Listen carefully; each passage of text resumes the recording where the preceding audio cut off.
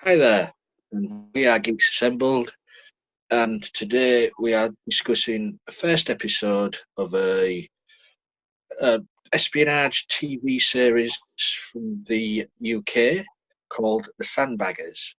From 1978, this episode's called First Principles, starring Roy Marsden in the lead. Well, look, there's Susan with the DVD. Um, So we'll go to Susan and Alex then first, seeing as the flaunting the wares there. What's your opening thoughts on the Sandbaggers this episode? Well, basically, I found this through a video store when they still had it before it became digital and streaming. It took about 2 or 3 times for me to really notice the series, which is a shame because it has really good actors.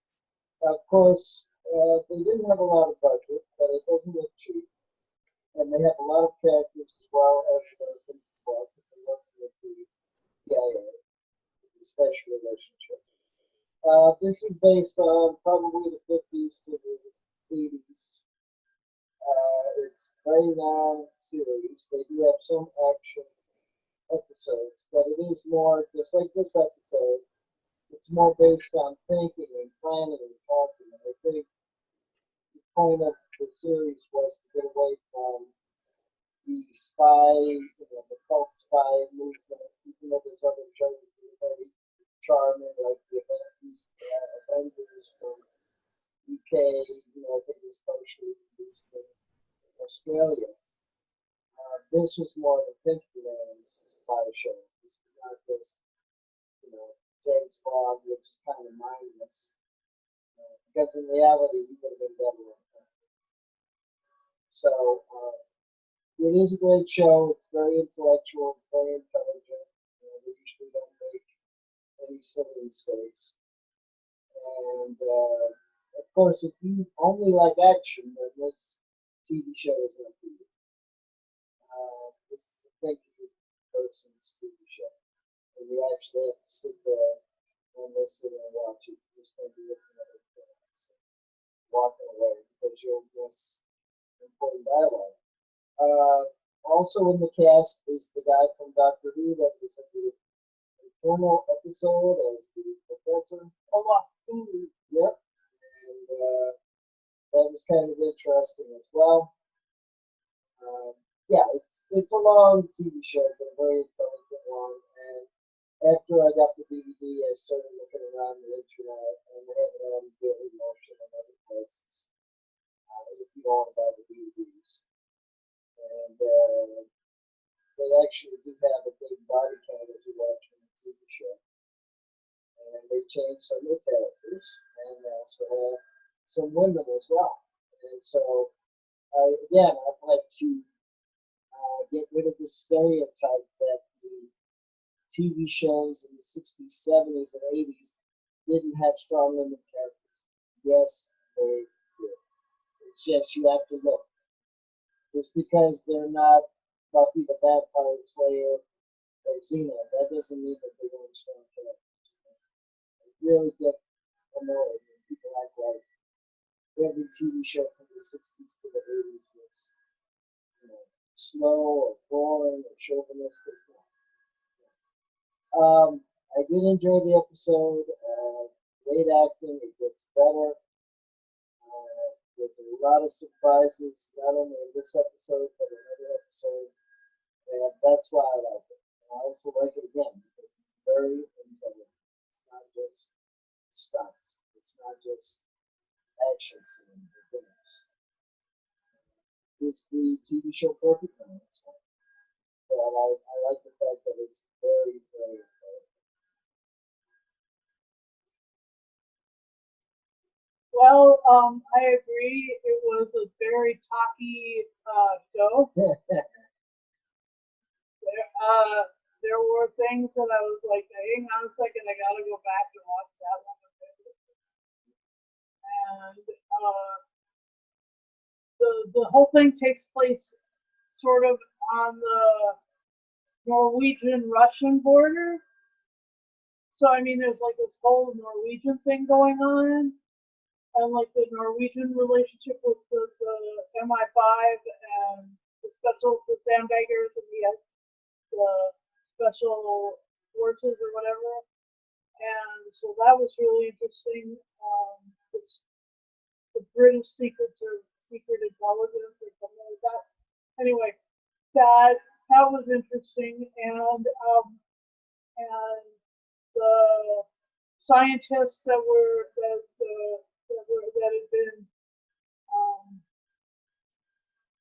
kidnapped or whatever at the end there was kind of an action sequence where they were crossing into Norway, and right behind them were a whole bunch of KGB or Russian soldiers or whatever. Pretty exciting bit. Weren't very many exciting bits though. It was quite staid. So it was a very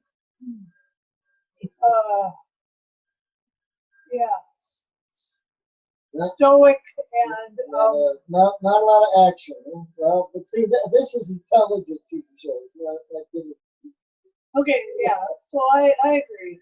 I agree with Alex, and I caught on to why he likes this thing, because he's not a very action hero kind of guy, but he's very intelligent, and so yeah.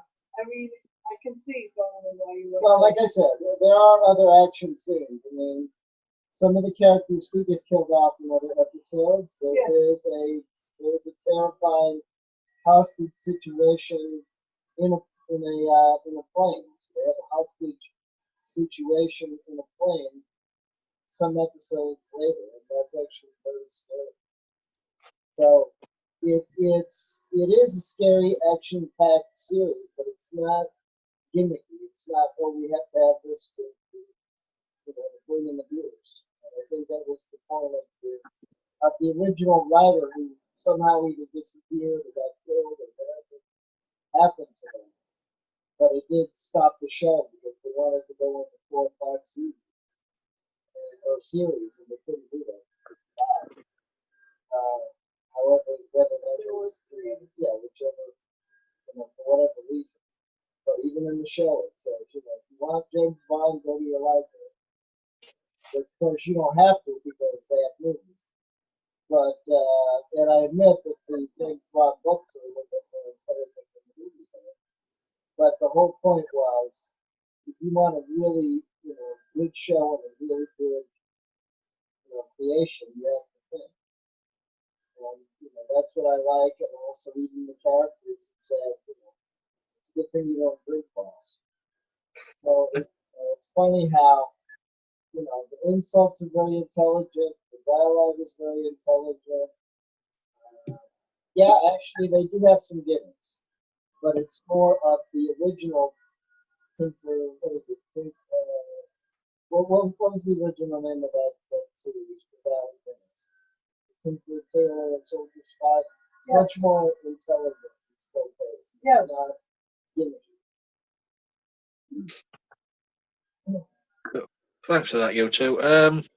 Yeah, I mean, say Alex, you suggested Sandbaggers. I mean, to be honest, I'd never heard of the Sandbaggers, and I got confused with the Carpetbaggers when you mentioned it.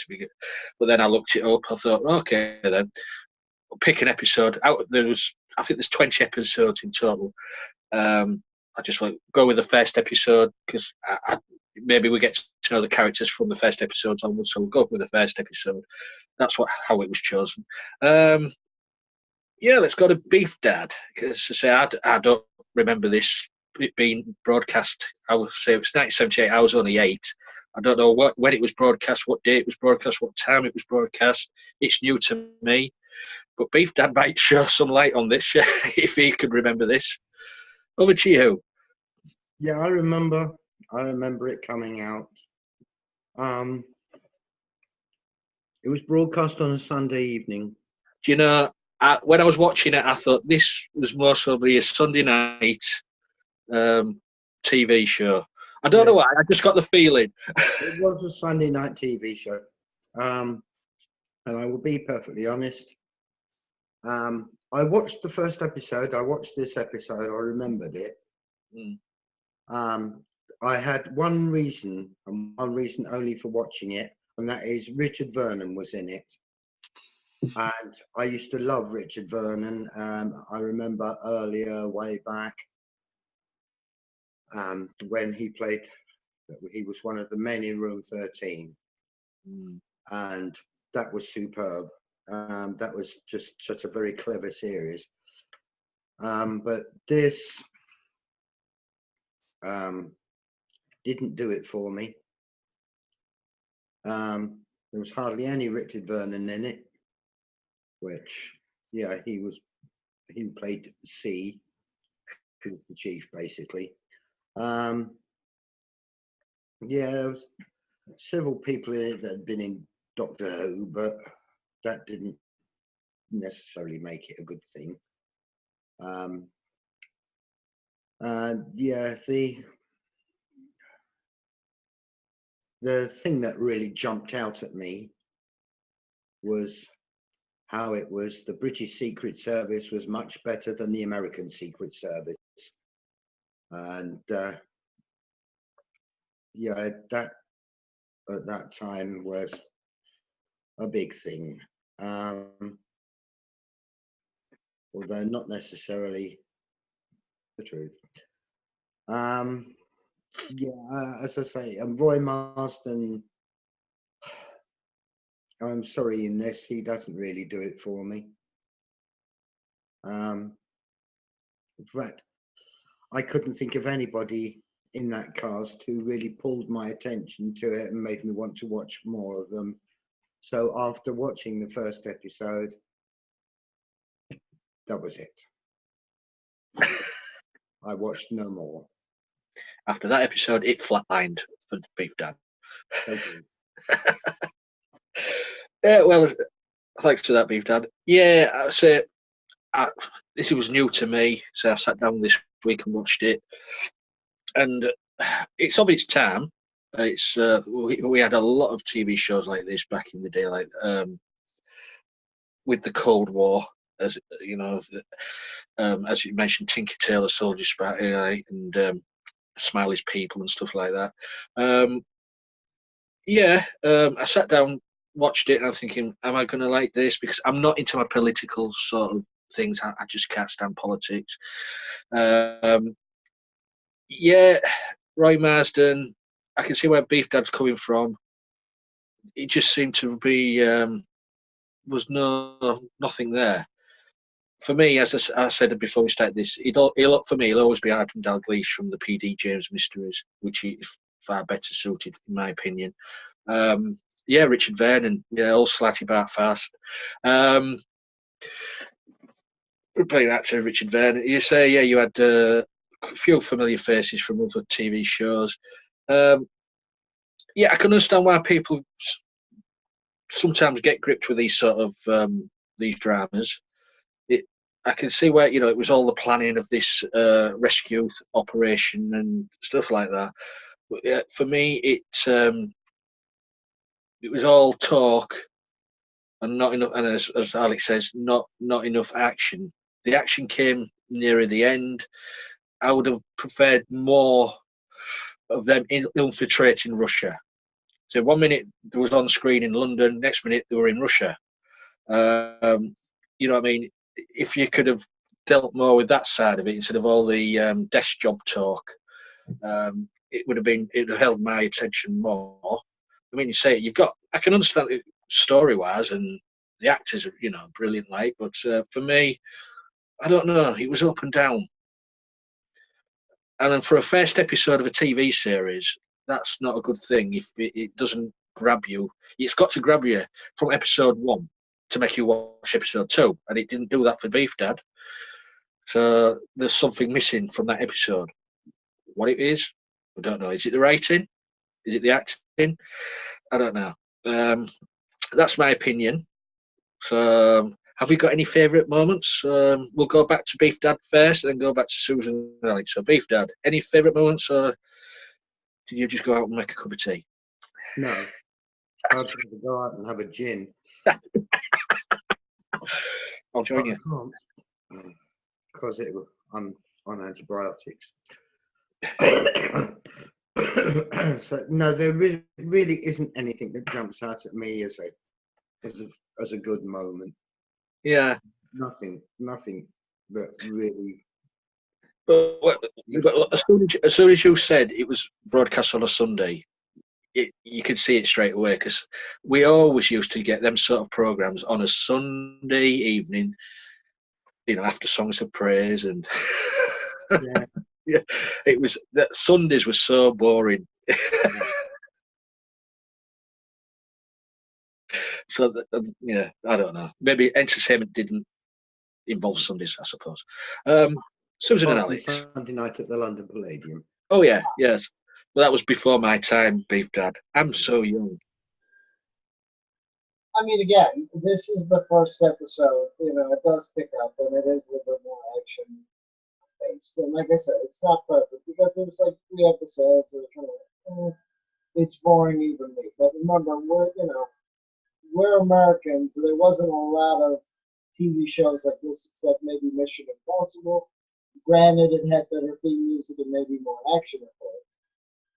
But remember that, American shows are a lot more gimmicky. So for this, it's sort of being very intellectual, because a lot of TV shows weren't this intellectual for here more in the audience. There are better episodes, and yes, the editing could have done a little bit more. Hopefully, I got all the original. This is from the broadcast, so we know that it isn't heavily edited per se. But yeah, I mean, why not watch a TV show with a lot of dialogue? I understand times change, and I've tried to see other, TV shows on Daily Motion and YouTube where they are talking. But that's one of the reasons why I like British TV shows, because they're usually smarter than the American ones. They're usually, and of course, unfortunately, we do steal a lot of ideas, almost all our ideas from them. TV shows, game shows, etc. Point. But again, yeah, I mean, is it scintillating? No, it's not scintillating. Is it intelligent? Yes. Is it intellectual? Yes. I mean, think about it. Would you have liked it if they had just said, okay, we're just going to show the guns and that's it? I mean, that would work for today, where it's very gimmicky and let's have an explosion. But that's not going to work in the 60s or the 70s. You know what I mean? What were the other ones? There was that one with David Suchet where he was in the group. That violent one. I remember seeing another TV show where they were breaking people's hands a lot. I'm trying to remember the name of the show. But yeah, I've seen a lot of 70-ish TV shows. What was the other one they had? The Sweeney. They had other ones. Yes, but just to interrupt that, the Sweeney was an intellectual show, just like this, but the Sweeney had a bit more oomph. I mean, yeah, I understand you was going about Mission Impossible. Yeah, Mission Impossible was good, but Mission Impossible was fantasy. This is Sandbaggers is realism, sort of realism. So was Sweeney was sort of realism. There was no fantasy element to it, but you could still be intellectual, like the Sandbaggers was, and have a little bit of oomph. That's what I think this was missing for me. Well, like I said, obviously, even they admit it. I mean, people admit it later on in the videos and VCR, form and all that. Because remember, these are the days of the VCR. These are not the days of streaming, YouTube, and all that. Minder was another show that I thought was good as well, but slightly different because that's more of a bodyguard versus whatever. It wasn't a team per se. It wasn't being having a situation of the best job and things like that. But I mean, even though the TV show did take some liberties, because we know that SAS wasn't really drawn up that. they had to have some sort of, basis so they could also move around and change the story, in the second series and things like that. But as far as the groundwork, yeah, the groundwork's here. Is it a little long? Probably is. Could have been better editing? Probably. But I think they were trying to set up the foundation that this wasn't going to be a bang bang, shoot 'em up, guns blazing type of thing. It's going to be more, plot and writing and scenarios. More than, because, like I said, they had women in the show, even though they only had one here this episode.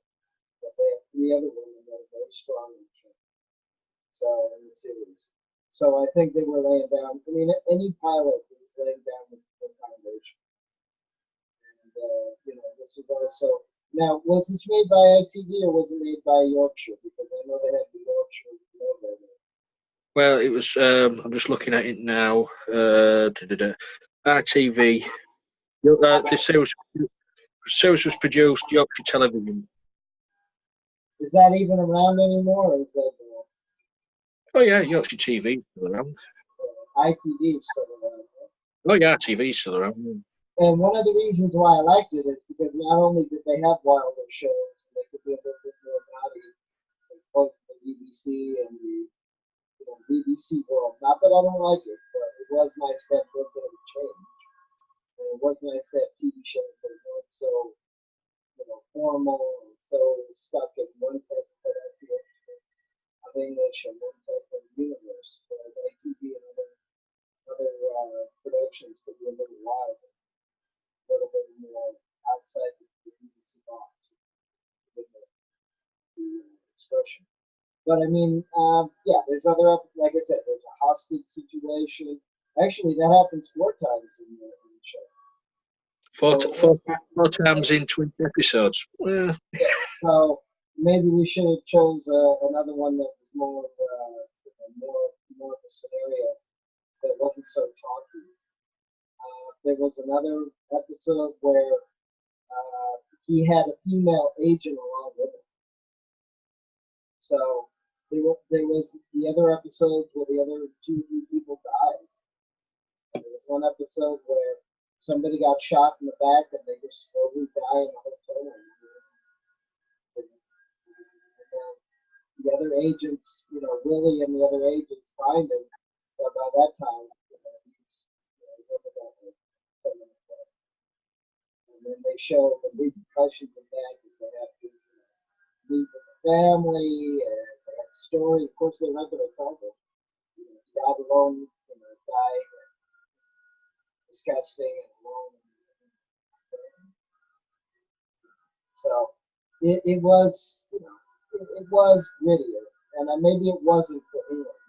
Maybe I'm wrong, but it was grittier for the American audience. It was not all the gimmick and James Bond. Well, the show has been quoted as being called the best spy series in television history. No, I wouldn't go along. I'm just reading what critics have said, but there again, we don't listen to what critics say these days. But they're claiming to be the best spy series in television history. So, what can we say to that? Really? No, I know enough about. How about the Avengers? Well, but that was campy. I think it was what the Rescuers. Yeah, I know that there were other TV shows that were just as good. But like I said, the other thing too is that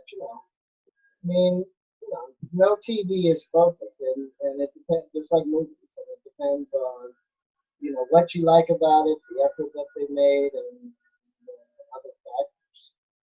And this could have been very campy. This could have been very, extremely slow. As a matter of fact, I remember too. There was there were 2 stories where they had double agents. One of them actually committed suicide right out in public on the bench. They swallowed the capsule, as they say. And that was very gruesome, especially when just before he takes the capsule. I was trying to have a wonderful life and not deal with this spice stuff anymore. So, I mean, you know, obviously, you know, it's dramatic, but I mean, considering, you know, how gimmicky everything was, especially on the American side back then, you know, that seems realistic. Maybe it's not, but it does seem more realistic than you know, what you'll see for an American.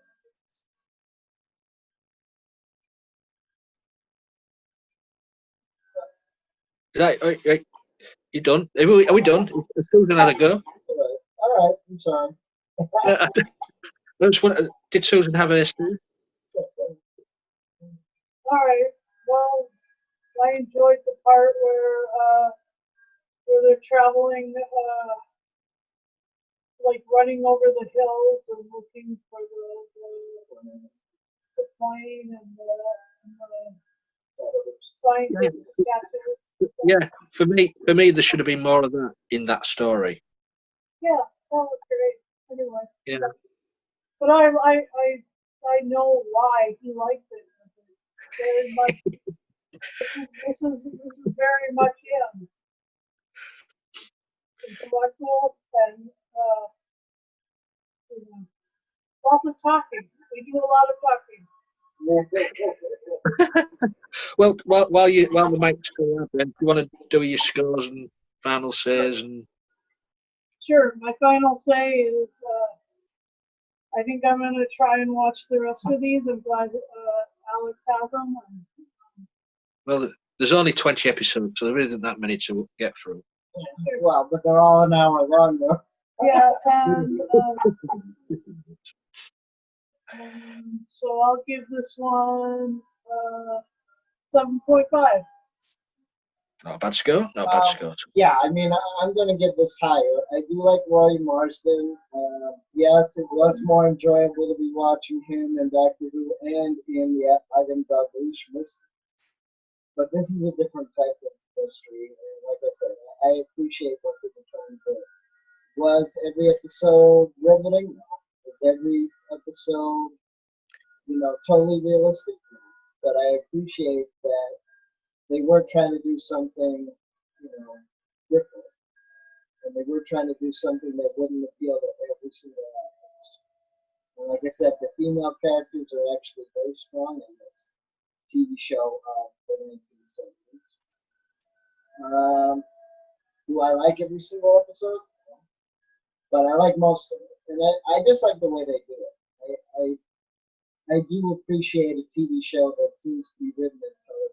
I do like a TV show that it's not just based on, you know, silly 2-minute things. I like the fact that they had a hostage situation on the airplane. I do like the fact that there was kidnapping in the show. I do like the fact that there were agents that died. I do like the fact that this character is actually too dedicated to his job. And it gets to the point where even the other characters in the TV show We all know people like that. Yeah, you've gone too far. And it is interesting that the ending of the series not only was up in the air, but not everybody saw it as well.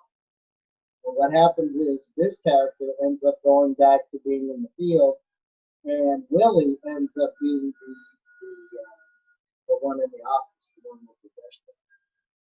And it is funny that even in this era, 1977, the secretary is criticizing most. So it's not the typical gimmicky, you know, the women are weak type of nonsense that the Americans were thinking. It was the fact that even in the series, whether it's 20 episodes or not, she even tells him, you know, lighten up, or you messed up this person, you're doing wrong, or whatever. And it's funny that the characters, yeah, they get to do what they want, but they're also criticized. They're not just going, well, they're the boss, so therefore they're presented as Superman or whatever. I think that's what I like about the show. I know James Bond is a fiction, I understand it, but I like the fact that they really, really criticize. And I forgot, there was also a couple of assassination attempts So, you know, They had a busy day in that office. yeah, they really did try to cover a lot. They even had a, you know, double agents. They even had an episode where what's his name, the CIA guy, his wife was actually trying to seduce, you know, the British guy on you know, on his station and all that. So as the show went on, they got more money. They went to other places. It's not all office bound for 90% of it. But I like the fact that they did that. I mean, come on, we know for the time they did have office, you know, people. But yeah, they weren't going to spend 5 episodes with, you know, everybody out in the field constantly because they think it's very expensive. Okay, that's not bad. I like it though. I really would say that I'm going to give it a 9. A 9. I really like it. And like I said, if you guys have other shows that you think were better, be more than happy to look it up on Daily Motion. Oh, yeah. We'll have to have a look, see what we can find. I've just remembered who else was in this episode. The secretary. I was watching it and I'm thinking, where do I know her from? Then it came to me, the housekeeper in Home to Roost. She was good in that. Who's Dad? Final soon show. It's not gonna. I know it's not gonna be a high one. This one. Final say. Yeah, I still do. Having rewatched it, I still do not regret my cutting off of the series when it was first shown. I'll give it a 5. Well, that was higher than I think. I thought you was going to give it. No, I give it a 5. I give it a 5. We used to say I'll give it a. What program that was now? I'll give it a 5. Oh, don't mind. Was it Jukebox Jury? No, that was Hit and Miss, wasn't it? No, Jukebox Jury. I'll give it 5. I give it 5. Yeah, I'm not. I wasn't even born then. For me, yeah, I'm going to agree. I think I'm going to give it a 5 as well. As Alex said, the episodes might get better as they go along. I don't know, but this is the first episode. Yeah, it's a 5. It's just needed a bit more oomph. It's just, yeah, it's. I know Alex likes his realism, and this is more realistic than other programs in that ilk. But yeah, it was just missing that spark. That's what it is. Just that spark to get my attention more. But I can see what they were trying to. Apparently, it's become a cult TV following on this one as well. So yeah, no, go figure. Exactly, Beef Dad. But yeah, all of that note, we will say fare thee well. And if you want to get involved, get in touch, leave a comment, you know, go and check out all our other videos. We do TV, we do movies, we do audio drama. We've started to build up our music stuff now. We've done quite a few of those just lately. So, you know, check us out. Look us, you know, on YouTube or on Facebook. We're all over the place. It's a silent invasion that we're doing. It's a pincer movement as well. You know, Beef Dad's going to the left, I'm going to the right, and then Susan and Alex are going straight up the middle. Everybody goes to the middle. They go to the left and right, and we go on that side. So, on that note, I will say thank you guys for joining us, talking the Sandbaggers. Until next time, we'll be seeing you.